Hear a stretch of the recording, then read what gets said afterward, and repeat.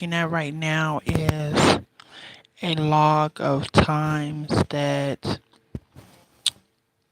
I've put down in reference to the cars that pass outside of my apartment all day, right? Now, normally the cars are pretty noisy, or they have like this revved up engine. Maybe sometimes it's a sports car that has like a revved up thing going on, which is whatever. Or sometimes it's like a vehicle that I guess has a bad muffler. So it makes sounds, right? It's noisy. These are the cars that pass by all day. Now, remember I told you about the gang stalking. One thing that I've managed to come to a conclusion on, I was thinking like when I'm going different places and when I'm out, I noticed that those same type of cars follow me on the street. I'm on public transportation wherever I go. So I figured out that my phone is being tracked. So I will cut off my phone and I don't have those issues. So that's just a part of the story. That's another fact. Um, Even other people have noticed it. They've been seen on camera, um, in particular around my daughter's school. We had one day after school, I was going to pick her up, and nonstop for like an hour and a half, this one particular gray car, dark gray car with dark tinted windows, just kept passing by around the school circling. It was so noticeable that a teacher and one of the safety people that stay outside to cross the kids actually mentioned it. So I did report it to the police. I got the license plate and everything because that's a danger to the children that are leaving school and trying to go home. No parent wants that for their child. Just somebody that's constantly driving past for whatever reason. But mostly if that looks very suspicious to anybody. So that's one thing, right? Then there was this particular sports car, which is blue, always goes into Truman College, and they even have this particular car on camera. The person doesn't go to the school; they just would sit there all day and just go in and out, just revving up and driving really fast and leaving, coming and going constantly all day. If I was in the house, it would happen from the time they open, which is like 6:37 to like 11 o'clock at night when they close, right? So you have all this activity that's going on that's documented, even things that's on security camera. So I've contacted these schools, and they have their own security cameras around the schools and on buildings, so they're able to see this activity. These are things that can be proven. This is why you have logs. This is why you have um, tracking. This is why you have fact keeping, because this is not a coincidence. If there's a pattern, I'm showing a pattern. I'm proving a pattern. So therefore, there's no reason to get emotional about it or to be scared, because there's logic behind it, and everything that's with logic behind it is done for a reason. So now that I've come to that conclusion, and I've shown you that, the thing is that I was sitting around wondering, like, okay, either this is an organization, a coven, or some type of gang activity, right? And then I thought about it. Since they have hidden cameras in my house and they're able to watch me and listen to me with listening devices, and I'll tell you why I believe that they have hidden cameras in my house, because I've downloaded like 5 different hidden camera apps, and they all of them without fail have pointed to the exact same spots in my apartment for a hidden camera. I haven't actually physically been able to locate them, but as far as like actually pulling them out the wall or something like that in my hand, but I have physically located them with the device of an app on my phone. With that being said, I'm also under that belief because I know that my upstairs neighbor is involved in it. Because let's just say, for instance, I'll tell you the very first incident that really made me know that she was involved in it was one day I was playing music for like 2 days or whatever because I just got fed up with her stomping around the house, right? So I would play my music loud because it's like, screw her. And I'll just listen to my music or movies or whatever, right? So early one Saturday morning, I decided to go lay down in my kids' room. There's no way that she should know what room I'm in. I figured that she would know what room I'm in if I'm playing music all day. Okay, I'm in the living room. Okay, you know that. That's logical, right? And I'm playing it loud, loud enough without you to notice it, without um, listening devices or anything like that, right? So this particular day, I decided to go lay down, and it was like early in the morning, like about 7, 8 o'clock, and I whispered to my daughter something. And then I noticed, like, when I laid down, it's directly over my head. They just start stomping.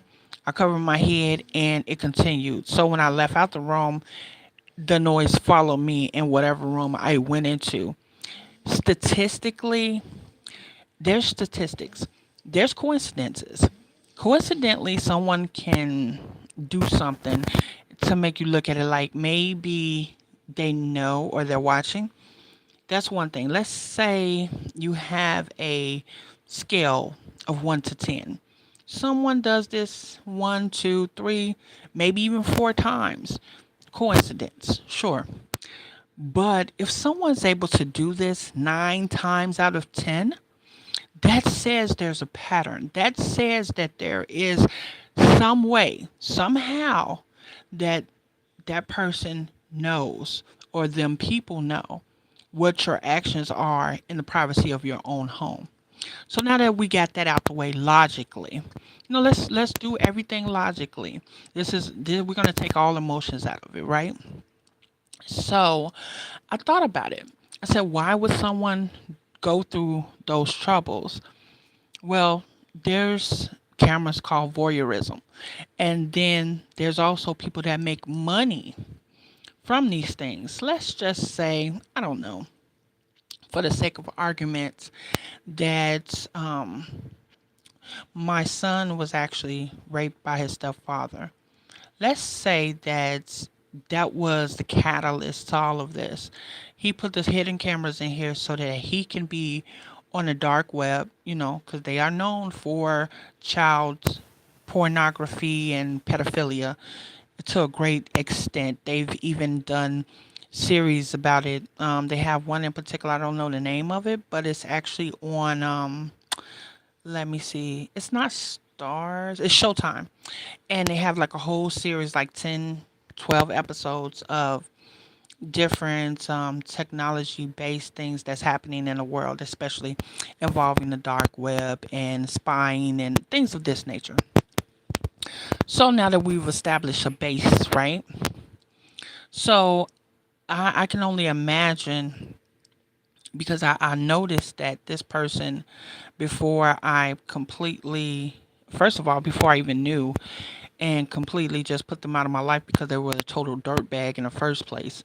Even before my son told me about this situation, and actually my son is autistic, so he wasn't able to tell me right away. But with questioning, he was. I mean, you guys see the video, so. With that being said, I'm thinking maybe that was the catalyst to this person getting money or making money because all of a sudden around that time period, that if I go back and think about what my son told me and how everything went, that would have been around the same time period that this person was bringing in money. Never had money before. Not like that anyway. So that's one basis. And then you have the family. I mean, I have 2 minor children, and pedophiles love watching children. And my daughter is quite developed for her age. And I believe that this started like 2, 3 years ago. So as time goes on, they grow up. And I believe that these people have made money off my family and I, especially when we're showering, we're half naked or naked in our rooms because we have a right to be. It's our home, it's our privacy that's being violated. So I believe that all this has been shown on the dark web, and from what I comprehend, when I went into my bank, they have like this thing that can tell you if your information has been leaked. And I noticed that last year, never before, but last year, sometime in the summertime or right before the summertime, my information was leaked on the dark web. So my information, my private information, my children's private information is on the dark web. That means that they don't even have to like have, okay, let's say it's an organization, they don't have to call up Johnny or Connie or something like that to say, yeah, we're going to do this smear campaign, or we're going to try to terrorize this person to make them feel in fear with gang stalking them. So yeah, go, follow them, drive by, figure out their location. I mean, from what I've seen, you can go on Google and put somebody's phone number in to see what their location is nowadays because everything is so accessible. So you have that. So it's not hard to find out anybody's location, especially when my phone number is so public. I've put my phone number on Twitter, tweeting the FBI. I mean, and if they're watching me, I mean, I've said my phone number a number of times, so they would already have it, right? So I'm thinking that there's different people that want to feel like special or involved, or like they're, getting a rush off of some type of action that they're doing. And one particular day, I was at Popeye's Chicken. I just decided to take myself out to lunch. The kids were at school. It's like maybe a week or two ago. So what I noticed was that I had a number of vehicles, probably about 10 to 20, no exaggeration. I wrote the times down and the street that I was on. And, it's always like cameras on every building. There's people that can check this information out. I don't know the date at this particular time, but I will put it down in the description if I remember to do so. So, this particular day, I was out maybe at the Popeyes for maybe an hour, hour and a half, or something like that. Like I said, it had to be 10 or 20 cars come past. Either they had those trifling, raggedy motors, or mufflers that make the car sound loud, or they were like souped up. You know what I'm saying? And it was so funny because two of the cars, one was a red truck, right? And the guy had his window down. He looked directly at me, but he also looked like he shouldn't be doing something. You know what I'm saying? Like the guilty look as he sped back and got louder and louder with his car. I said, okay, cool, whatever. So made sure that I wrote that down right. So then, as I'm walking across the street coming out of the Popeyes, now a lot of cars had went past by then. I mean, I even had some people, at least two or three guys, just go through the drive-through. It didn't seem like they got anything, but I didn't watch that hard to see if they actually did. But before they went through the drive-through, because I was eating inside the Popeyes, they just sat and stared, and I'm like, what the fuck? You know what I'm saying? But think about it. If you have somebody that's on the dark web and you put their information out there and people can find out their location, you're almost like some type of star. Except you don't realize it. You're like famous, but you don't realize it, right? Because all these people have been watching you. And especially if it's been like 2 years, it's been a long time. So these people, they know you. They, whether you want to, admit it or not, they know you, right? Because they've been privy to prying into your private life, your privacy. So let's, put all that in a logical manner. That's understandable, right? But as I'm walking out of this Popeyes, this one particular Caucasian looking dude was in a black sports car. I'm at the corner of the street that I'm on, crossing over from Popeyes, going back to the bus stop. So this dude literally waited till I looked up, and then he stared at me, turned the corner, and then revved up like really really loud. Nice ass sports car, like I don't know, it's like 2000 and right now version or whatever, right? So it was nice. But one thing that I noticed is that when he was coming up to the street that I was on, and he didn't make any noise. You know what I'm saying? He wanted to particularly make sure that I would be able to notice and hear him. I think I noticed him too soon because the look in his face was like his eyes almost popped out of his head. So just these little facts and queries lets me and puts me on to believe that all of this is some type of weird I don't know, plan. I don't want to say plan, but also it's something that's being done in connection to what's already been done. Like I said, if you're on a dark web and you have people that's on there, obviously those people are, some people feel like they're daredevils, or they feel like they want to be involved in something, or they want to feel like they're in the movie too, even though you don't realize that your life is even a movie because someone has taken upon themselves to violate your privacy, to violate your minor children's privacy, and to watch you guys every day throughout the day. I mean, even in the bathroom, right? So we don't have any privacy. My children are being watched while they shower, naked, use the bathroom, all of this stuff. And who's ever done this and involved, they're all pedophiles. You have to be, because there's no way you would do that to your own children. If you are, then, well, that says a lot about you, right? But anyway, moving on from that story about the vehicle, this is just another or other examples of exactly what I'm talking about. So, I've been complaining to my leasing office about the tenant upstairs for like almost 2 years now, and she literally knows exactly what room I'm in at any time, where she literally just makes a bunch of unnecessary stomping, bumping, doing whatever she can all day, every day. This is from what I've observed about these people. They want to make you believe that you're imagining something, but the thing that they didn't count on is that there's things that are in the world that happen, right? Just random things. But then there's things that happen in a pattern way. Once you can see a pattern, everything else is kind of sort of out the window, because nature has its own pattern of chaos, right? Things that happen and they're chaotic can also make a pattern. But when you have a man-made pattern, you're able to almost time it to the second. Exactly what they're going to do, I already know. Everything that they've done to this point, I'm able to pretty much put my finger on exactly when they're going to do it, how they're going to do it. And even with the one upstairs, I know exactly what she's going to do.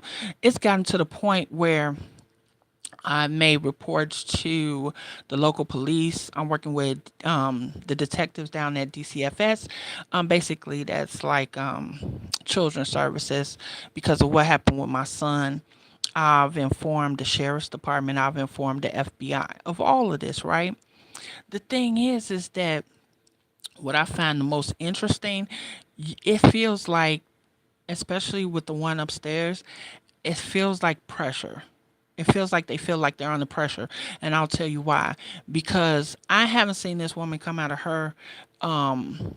her apartment in like almost a year, right? Then that has nothing to do with COVID, because as we know, everything was getting lighter all this year, all last year, especially on going places and stuff like that.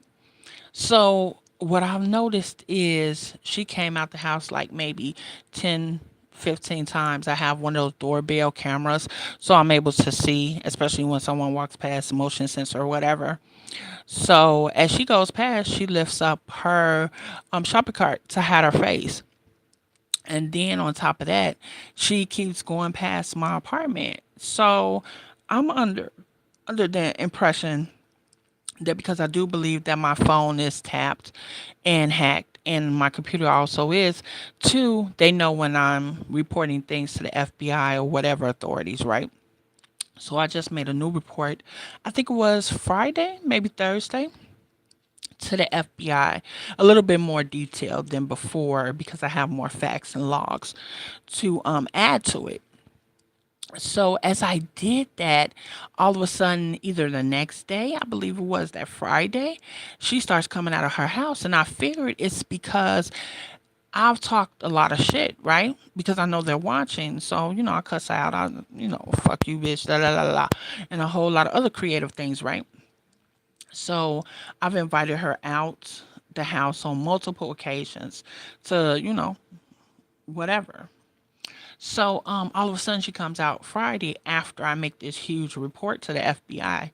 And I was like, you know what? That's her way of trying to pull me into a trap of, oh, kicking her ass or starting something with her, either so that she can retaliate or have a weapon or say, yeah, she's crazy, she's attacking me, or something like that. And which makes logical sense when you have um shit up to your neck, up to your mouth, and you created that shit. You know what I'm saying? So now you have to find a way, wiggle room out of it. But I'm not going to give anybody that power because I've already made my reports. I have my logs. I have everything I need. Now, if you want to call the police on me to report me for whatever, that's fine. I don't have a problem talking to the FBI, sheriffs, local police, detectives, DCFS. I don't have any problems talking to anybody because I look forward to talking to those guys face to face for the simple fact that I would love to show them the type of logs and information that I have so that they can go investigate. They try to change it up now with different cars coming down the street, especially after I made the report on Thursday or Friday. And that's cool because this way, they can say, well, it wasn't just one car, it wasn't just these particular cars. They went through some trucks and stuff in there. So that's cool. But this is the thing, you can't change what you've already done. You can't change what's already been recorded, what's already been put down, on concrete video, whatever, however you want to look at it. So, it's just interesting how these people move. But that's my theory that this is how they've gotten different people, a lot of people, a lot of different people to be involved in this is that, it's on the dark web and it's an invitation to say, yeah, you can win this or if you do this or, I mean, it's also money making. So I'm sure they do bets on this and that, and if a person is gonna do this or that, or go crazy, or what's gonna happen. It's like a reality show, without knowing that you're a reality show, and it's all set up and step by step to make you believe that you're going through something that you don't know what it is. I love to call it this Scooby Doo. Anybody that knows Scooby Doo knows this one thing. Every show was about ghosts and goblins and things of this nature, things going bump in the night. But at the end of the day, on every Scooby Doo show, it was always somebody behind the curtain controlling all of that. It was always a Wizard of Oz that had this big scene set up. These miraculous things going on that seemed so magical and so miraculous and so unexplainable. But at the end of the day, it was all set up. It was all explainable. And it was just a small little man behind a big ass curtain. And yeah, that's my observation on the gang stalking up to this point.